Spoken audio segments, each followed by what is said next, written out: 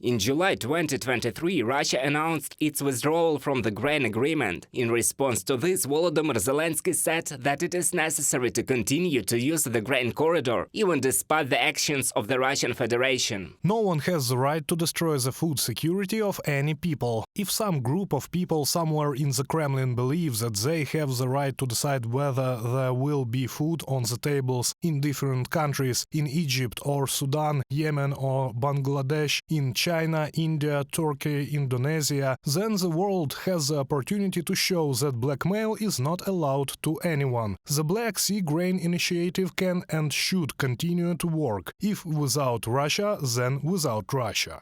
Almost simultaneously with the withdrawal from the agreement, the Russian army began shelling Ukrainian ports and grain infrastructure in Ukraine. Elevators and grain terminals came under attack.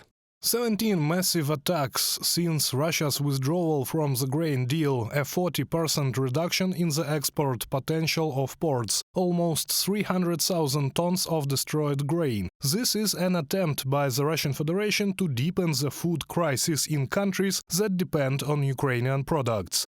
Alexander Kubrakov, Minister of Infrastructure of Ukraine, on Facebook. With missile and drone attacks, Russia poses threats to shipping in the Black Sea. However, Ukraine was able to create the opportunity to operate a temporary corridor for civil courts. In the world, it has already received the name Ukrainian Corridor. 21 vessels have already used this route to export grain, and another 25 have entered the Black Sea ports for loading.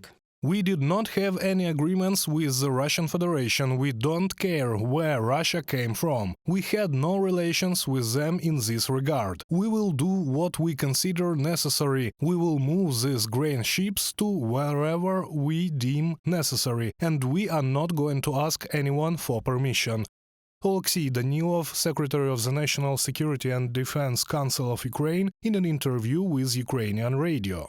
Ukraine found new ways to export agricultural products and continued to supply food to the world by land and sea. On October 11th, 3 ships left the port of Odessa, and this process is growing. According to Ukrainian diplomats, this clearly demonstrates that what previously seemed impossible has now become a practical reality. It is now important for us to convince international partners of the need to ensure ships traveling on alternative sea routes, of the need to order more grain from Ukraine and thus create additional pressure on Russia so that it does not block the use of the corridor itself as agreed. If not, then grain export will occur without it. In fact, in this case, Russia is a redundant link that is not required in our grain supply chain to international markets. Ukraine, despite the shelling, continues to export agricultural products along the Danube, although in significantly smaller volumes than before. But according to experts, additional supplies of air defense systems should change the situation. They are promised to us. They must exist to ensure the security of this region, and then it will be possible to increase these export opportunities. Lithuania has already announced the opening of a grain corridor for Ukraine. In the near future, a grain corridor from Ukraine through Moldova to Romania will begin its work, and the Netherlands has already become one of the countries that can be partners in protecting Ukrainian infrastructure and ensuring systematic export of Ukrainian food to world markets. Reported by Roman Smoler, Natalia Husak, UATV News.